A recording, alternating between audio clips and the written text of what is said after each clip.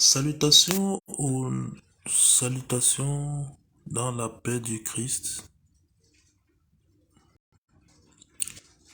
Alors je viens aujourd'hui avec quelques éléments de doctrine. Un élément de doctrine qui est majeur.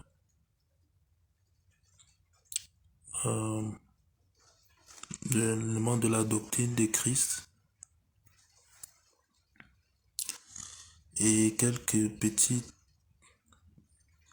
éléments d'information, de connaissances qui pourraient peut-être aider quelqu'un ou qui pourrait être utile, je l'espère, par la grâce de Dieu. Donc, alors, on parle souvent du baptême et, et de sa signification par rapport aux Écritures, par rapport à certaines personnes. Chacun a sa conception. Donc, si on doit aller dans une parole pour voir où on parle du baptême, c'est par exemple ici dans Matthieu 28, chapitre 16, verset 20, où le Seigneur dit à ses disciples d'aller faire des disciples de toutes les nations, les baptisant au nom du Père, du Fils et du Saint-Esprit, et de leur enseigner toutes choses, de leur enseigner tout ce qu'ils ont appris, tout ce qu'ils ont appris et qu'il est avec eux jusqu'à la fin du monde. Donc c'était bien écrit, baptisant au nom du Père et du Fils et du Saint-Esprit. Dans le baptême, c'est bien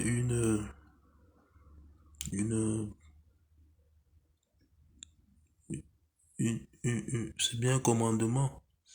Il est aussi écrit dans Acte 2, chapitre 36 à 39, lorsque l'apôtre Pierre a répondu à ces juifs qui se sentaient coupables d'avoir condamné le Seigneur. Il leur a répondu, ils lui ont demandé que faire. Alors lui a répondu, repentez-vous et que chacun de vous soit baptisé au nom de Jésus-Christ et vous recevrez le don du Saint-Esprit. Donc, dans des vidéos précédentes, on avait déjà dit que le baptême au nom du Père, c'est le baptême de la repentance. C'est la repentance. Au nom du Fils, c'est le baptême au nom de Jésus-Christ. Baptême dans l'eau par immersion. Et le baptême du Saint-Esprit, c'est la manifestation c'est lorsque le Saint-Esprit vient demeurer en toi, comme cela s'était passé le jour de la Pentecôte, où les apôtres, les fidèles qui étaient réunis ensemble dans la prière ont reçu des langues de feu, sont venus et ils ont reçu le Saint-Esprit, ils se sont mis à parler des langues, des différentes langues, si bien que tous les juifs de toutes les nations qui étaient présentes ce jour-là pour la fête ont entendu leur propre langue et les ont compris dans leur propre langue des lieux où ils venaient et se sont demandé comment donc ce miracle est-ce possible. Et certains ont dit qu'ils avaient bu, donc bref, le don du Saint-Esprit qui se manifeste souvent par le don de langue. Donc il est bien écrit, baptême au nom du Père, baptême de repentance. La repentance, c'est ce qu'a prêché Jean-Baptiste le prophète dans le désert, mais qui venait du désert, qui était dans le désert avant et qui prêchait aux Juifs, qui disait aux Juifs que toute montagne soit rabaissée, que toute colline soit élevée, que toute vallée soit aplanie. Donc, porter du fruit digne de la repentance. Donc, il voulait amener les uns et les autres à la repentance. Il était, sa mission, c'était de préparer un terrain favorable au Seigneur, comme on prépare une terre avant de planter la semence. Puisque le Seigneur était appelé, Jésus-Christ a été appelé le germe qui devait être planté pour, pour qu'il y ait des fruits, pour qu'il y ait du fruit, pour qu'il y ait de la fête, pour que ce soit, qu'il y ait du fruit. Donc, et c'est préparer les cœurs, donc, comme il est écrit aussi dans Malachie ou dans Zacharie, je crois dans Malachie 3, où il est écrit que il ramènera les cœurs des pères aux enfants et les cœurs des enfants aux pères. On voit bien que la repentance, quand on parle de repentance, ça se fait aussi par la confession des péchés. Ce qu'on se repent, c'est quand on regarde dans la Bible, de quoi il est question quand on parle de repentance, on voit que c'est revenir à Dieu, revenir de sa mauvaise voie, des voies d'idolâtrie, de tout ce qui est désobéissance, rébellion, de tout ce qui est méchant. Donc, revenir à Dieu, c'est-à-dire revenir en pleurs, en larmes, en jeûne. Donc, être convaincu, vraiment être sincère dans être senti sa culpabilité, sa, senti son péché, senti sa douleur, senti sa souillure afin de trouver la repentance, trouver le pardon du Seigneur, de Dieu, de l'Éternel. Donc, la repentance se fait naturellement par confession. Confession auprès de Dieu, mais confession aussi, peut-être aussi, confession devant les semblables. Parce qu'il est aussi écrit confesser aux péchés les uns aux autres pour être délivré, pour être libéré, pour qu'il vous soit pardonné. Non seulement quand on confesse, on est pardonné par ceux à qui on a offensé, mais on est aussi pardonné par Dieu. Et on se pardonne aussi nous-mêmes, parce que ça nous libère nous-mêmes. Et c'est observable même dans la vie. Même quand on ne parle pas de foi ou de religion ou de Dieu, c'est observable même dans le monde. Quand on confesse, on se libère. Donc c'est cela qu'il est question dans la repentance. C'est être plus que nous soyons pardonnés, donc que nous puissions être retournés au Père, que nous puissions être réconciliés en quelque sorte avec le Père, et que de manière à partir sur une nouvelle base. Parce que si précédemment nous étions en rébellion, là nous retrouvons là nous avons l'entrée dans une relation renouvelée avec Dieu, avec notre Père. Et ensuite, on a le baptême au nom du Fils, là par immersion au nom de Jésus-Christ. Et à ce moment-là, quand on est passé l'étape de la réconciliation, maintenant, en fait, ça se fait le plus souvent au même moment de confesser, de de quitter ces mauvaises voies, de vouloir être réconcilié avec le Père, de vouloir être réadopté et après, juste après, de demander, de, de, de faire l'action de se faire immerger dans l'eau au nom de Jésus-Christ, qui représente cette action qui représente quand on entre dans l'eau, on meurt on meurt, en fait, on entre dans l'eau pour en ressortir, on entre dans l'eau, celui qui entre n'est pas celui qui ressort.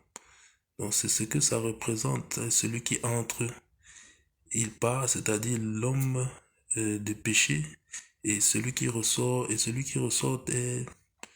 euh, est en quelque sorte un nouveau-né. C'est pour ça qu'on dit, il faut que vous soyez, il faut que vous soyez baptisés, que vous naissiez d'eau et d'esprit. Donc c'est la naissance d'eau, on sort une nouvelle, on sort, on,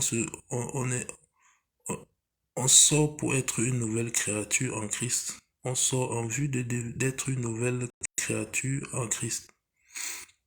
Et c'est ça notre vision quand on entre dans l'eau, c'est pour qu'après, quand on passe au baptême, c'est pour qu'après on soit, que l'homme de péché reste dans les eaux et que on sorte renouvelé. Et, et en même temps, c'est un, cette action, c'est aussi un engagement de garder cette bonne conscience désormais, puisque le fait de se baptiser au nom de Jésus-Christ, donc c'est la preuve qu'on a la conviction que on va ressortir une nouvelle personne, donc on a la conviction qu'on va être transformé et on a la conviction aussi que qu'on n'est plus que cette personne, cette ancienne personne donc qui se renouvelait dans le péché, donc cette personne de péché, puisqu'on a invoqué le nom du Seigneur, on a la conviction aussi, parce que dans le baptême euh, c'est aussi être crucifié avec Christ. Je la crois donc que c'est avoir sa condamnation, donc tout son péché a été cloué, que son péché soit cloué à la croix et, et le sang versé par Jésus sur la croix qui vient expier nos péchés donc nous nous lave de ces péchés, donc efface ce péché, donc nous rachète dans ce péché. Si le Seigneur nous rachète, ce péché est effacé. Donc, et, et, et donc, et ce péché est effacé et on a en vue, comme on meurt sur la croix avec Christ aussi, on a en vue la résurrection parce que son esprit l'a ressuscité le troisième jour, dont on a aussi en vue que son esprit nous donne la vie, puisque c'est un esprit qui vivifie, un esprit qui donne la vie. Donc son esprit, que son esprit aussi nous donne cette vie par l'esprit, donc cette vie de Christ. Donc nous, dans ce qu'on, notre objectif, c'est d'être une nouvelle créature en Christ, donc d'être Christ en fait, d'avoir son esprit, l'esprit de Christ, de vivre par lui en Christ, donc de vivre, de ne plus être, que ce ne soit plus nous qui vivions, puisque nous l'avons et en arrière, mais que ce soit Christ qui vive. Du moins, l'esprit de la chair, tout ce qui est la chair, qui soit complètement abattu et que nous puissions vivre, que ce soit Christ qui vive dans le caractère de le Christ. Les caractères de Christ, ce sont c'est le caractère du Saint-Esprit. C'est pour ça que on a en vue donc la naissance d'esprit. Et ayant fait ayant fait ayant passé cette étape, on attend le baptême du Saint-Esprit. Donc, comme les apôtres qui étaient rassemblés le jour de la Pentecôte ont reçu le Saint-Esprit qui est venu demeurer, qui est venu en eux, comme des langues, et la manifestation a été des secousses du vent et puis des langues de feu et le don de la langue, le don spirituel. Donc nous aussi, on attend le don spirituel qui sera aussi, qui nous rassure sur notre salut, mais le don spirituel qui est aussi cette vie, qui aussi, qui nous, qui nous rassure sur notre salut. Donc c'est de ça qu'il s'agit dans le baptême.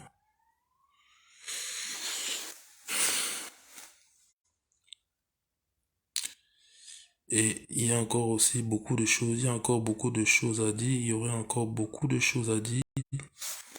Bon, tout est écrit dans plusieurs passages dans la Bible. J'espère que j'ai été un peu exhaustif. Et pour finir, je vais parler de Christ. Et ça, c'est pour quelqu'un qui voudrait savoir qui est Christ, qui est Jésus-Christ. Bon, on sait que les prophètes ont annoncé, les anciens prophètes ont annoncé la venue du Messie dans leur prophétie. Ils ont annoncé même ces paroles, ils ont annoncé plusieurs choses. Dans Isaïe 9:6, il y a une parole qui dit un fils nous est donné, un enfant, un fils nous est donné, et la domination reposera sur son épaule. Et on l'appellera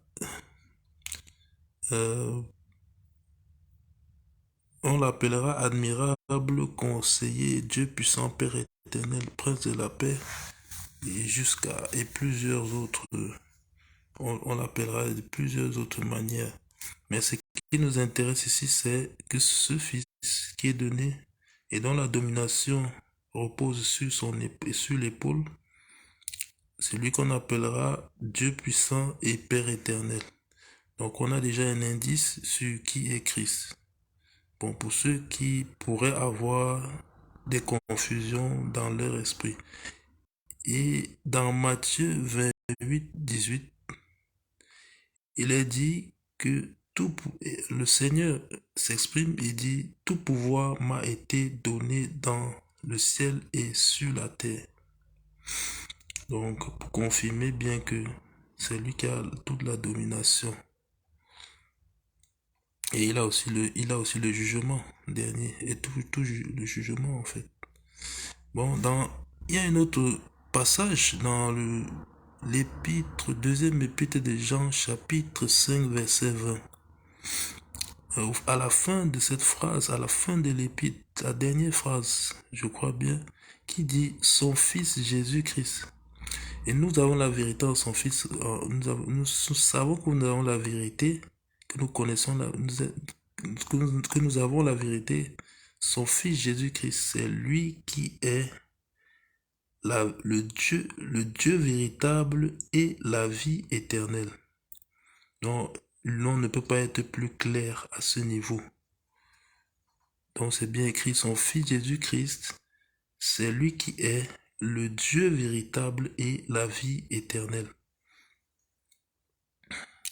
Bon, j'ai voulu rajouter d'autres passages comme ici dans Ésaïe 43 où c'est écrit, le prophète avait prophétisé, fait plusieurs prophéties sur la venue du Seigneur.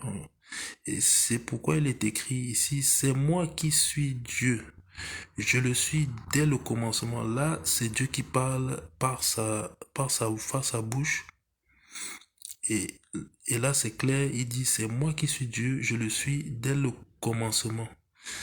Or, dans Jean chapitre 1, le début du chapitre commence par la parole de Dieu qui dit, au commencement était la parole et la parole était avec Dieu et la parole était Dieu.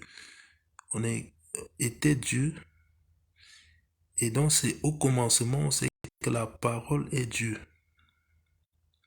Et plus loin dans le même chapitre, Jean chapitre 1, verset 14, il est écrit, et la parole a été faite chair et elle a habité parmi nous. Dans d'autres versions, c'est écrit, et la parole s'est fait chair et elle a habité parmi nous. En anglais, on écrit, and the word was made flesh. The word was made flesh. Donc la parole est devenue chair. Donc on a un peu plus on a un peu plus de précision sur cette question. Et je vais encore continuer avec quelques autres passages qui pourront encore nous éclairer un peu plus. Je vais prendre... Je voulais parler justement d'un problème. Je sais pas si je peux dire problème, mais d'un enjeu, de quelque chose qui a vraiment un enjeu important pour quelqu'un qui veut et qui m'a assez souvent, je pense, il y a des choses qui peuvent te faire qui peuvent te prêter à confusion, toi qui cherches la vérité. Parce que les écrits, en fait, il y a plusieurs versions bibliques. Les premières versions bibliques sont celles, en fait, la première Bible, bon, dans le continent européen, du moins, on sait que celle qui a été imprimée, bon, je suis pas historien, mais je pense bien que c'est la plus ancienne dans le monde européen, c'est-à-dire l'Europe du Nord. C'est la King James Version, c'est la version King James, donc la version du roi Jean, qui avait été écrite et qui a été assez fidèle parce que les académiciens qui l'avaient écrite on l'ont fait avec beaucoup de soin et il se rapproche plus des versions, je crois, sont des versions araméennes ou je ne sais. Ils se rapprochent plus, ils ont fait beaucoup d'études, ils ont fait beaucoup de... C'était vraiment un travail bien... De toute façon, on sait que au fur et à mesure, il y a une dilution de la qualité de la traduction. Avec le temps, c'est toujours comme ça dans toute chose. Au départ, c'est de plus en plus précis et après les versions qui viennent après sont moins pointilleuses. Donc c'est pour ça que c'est important. Il y a certaines choses, par exemple, et c'est pour ça que dans la version Louis II, ça c'est la Bible que j'utilise, Louis II 1900, je crois c'est 1910. Et dans cette version-là, il y a beaucoup de choses, puisque ça vient après, ça vient comme c'est écrit 1900 quelque chose, 1804, pardon, 1890, donc ça vient bien après. King James, c'est le Moyen Âge, donc ça vient bien après King James, donc peut-être à 3 siècles. Donc on voit, il y a des choses qui sont il y a il y a vraiment un enjeu au niveau de la traduction et on peut être prêté à confusion. C'est pour ça que je voulais montrer à quelqu'un peut-être pour s'il a des confusions, pourquoi peut-être souvent, d'où les confusions peuvent venir. Donc, et là, je vais prendre encore le Jean chapitre 1. Et en même temps, c'est pour dire que c'est bien d'avoir d'autres versions de Bible, comme cette ancienne version de King James, en plus des versions bibliques en français. Et si on comprend pas l'anglais, c'est vrai que c'est difficile, mais ça peut être utile Du moins, si tu as une parole sur laquelle tu doutes, tu peux repartir dans la version anglaise et là, tu es presque sûr d'avoir la bonne version. Si tu sais traduire, si tu peux traduire. Donc, je vais donner un exemple ici et en même temps, cet exemple va nous préciser ce qui est écrit ce qui est écrit sur Christ. Donc, je pars dans Jean chapitre 1. Jean chapitre 1, version Louis II, il écrit: au commencement était la parole, et la parole était avec Dieu, et la parole était Dieu. Elle était au commencement avec Dieu. Toutes choses ont été faites par elle, et rien de ce qui a été fait n'a été fait sans elle. En elle était la vie, et la vie était la lumière des hommes. La lumière luit dans les ténèbres, et les ténèbres ne l'ont point reçue. Il y eut un homme envoyé de Dieu, son nom était Jean. Il vint pour servir de témoin, pour rendre témoignage à la lumière, afin que tous crussent par lui. Il n'était pas la lumière, mais il parut pour rendre témoignage à la lumière. Cette lumière était la véritable lumière qui, en venant dans le monde, éclaire tout homme. C'est le passage qui nous intéresse. Elle était dans le monde, et le monde a été fait par elle, et le monde ne l'a point connue. Elle est venue chez les siens, et les siens ne l'ont point reçue. Mais à tous ceux qui l'ont reçue, à ceux qui croient en son nom, elle a donné le pouvoir de devenir enfants de Dieu, lesquels sont nés, non du sang, ni de la volonté de la chair, ni de la volonté de l'homme, mais de Dieu. Et la parole a été faite chair, et elle a habité parmi nous, pleine de grâce et de vérité. Et nous avons contemplé sa gloire. Après, ça continue: une gloire comme la gloire du Fils unique venu du Père. Donc, on sait de quoi il est question quand on dit elle ici. Quand on parle de lumière, elle. Et quand on parle de la parole, elle. On sait de quoi il est question. Sauf que la traduction en Louis II nous fait croire que c'est elle. Et pourtant, on va voir que dans la traduction de King James, qui est beaucoup plus ancienne, on voit bien que il ne s'agit pas de elle, et on va comprendre que ça peut nous, en fait, c'est quelque chose. Je ne dis pas que ça a été fait sciemment, mais ça peut nous éloigner de la vérité, je pense. Donc, je vais lire maintenant les mêmes versets dans le chapitre 1 de l'évangile selon Jean. Donc, je vais commencer au chapitre 7, où il s'écrit: il vint pour servir de témoin, pour rendre témoignage à la lumière, afin que tous crussent par lui. Il n'était pas à la lumière, mais il parut pour rendre témoignage à la lumière. Cette lumière était la véritable lumière qui, en venant dans le monde. Et puis je vais finir jusqu'au chapitre 14. Donc de chapitre 7 au chapitre 14. Qu'est-ce qui est écrit ici dans la version King James? Il est écrit: the same came for there was a man sent from God whose name was John. The same came for a witness, to bear witness of the light. Là, il parle de la lumière. Il est venu rendre témoin de la lumière. That all men through him might believe. Que tous puissent croire à travers lui. À travers Jean. Donc, he was not that light. Donc, il n'était pas la lumière. But was sent to bear witness of that light. Il est venu pour rendre témoignage de la lumière. That was the true light. Donc, c'était la vraie, véritable lumière. Which light every man that comes into the world. Qui illumine tout homme qui vient dans. He was in the world. Et maintenant, c'est écrit he was in the world. He, c'est il. Donc, he was in the world. Et pas and the world was made by him, and the world knew him not. Donc, il était dans le monde, et le monde a été fait par lui, et le monde ne l'a point connu.